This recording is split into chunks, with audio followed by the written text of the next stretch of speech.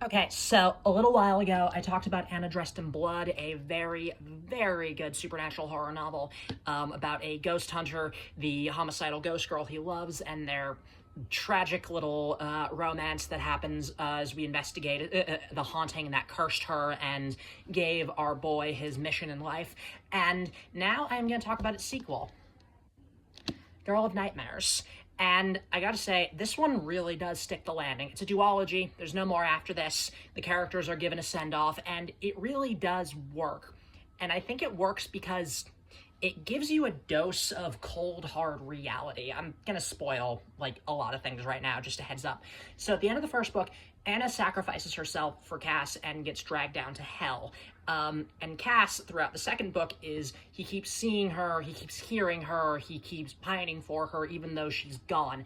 And over again, he gets told by everyone, by his mom, who is a witch, by his best friend's grandpa, who is a voodoo practitioner, by his mentor, who is basically a watcher from Buffy the Vampire Slayer, except even worse.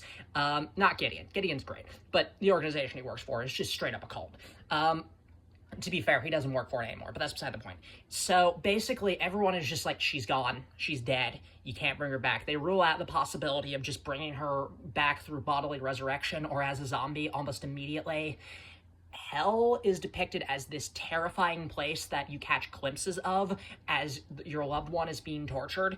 And so as a result of that, they manage to get in touch with her despite being told over and over again, don't do this. And Anna, of course, is like, get me out of here, please. And so Cass is a man on a mission, you know, he's a teenager in love and he has a bunch of trauma and issues and he doesn't know how to stop himself despite walking into hell literally to do it and dealing with all this crazy bullshit. And everyone keeps poking holes in what he's doing as he goes. They point out that, well, for instance, she's still going to be a ghost. She's still going to be dead if they bring her back. And it's not like they can start a family together. It's not like they can really be together. The elephant in the room is that even if they did manage to make it work, Cass will age and Anna won't, and that will start to look weird eventually. Also, plus the fact that's like, how are they going to get her back? They have to go to England. They can't get her back to Canada. She doesn't have a passport. She doesn't have any legal identity.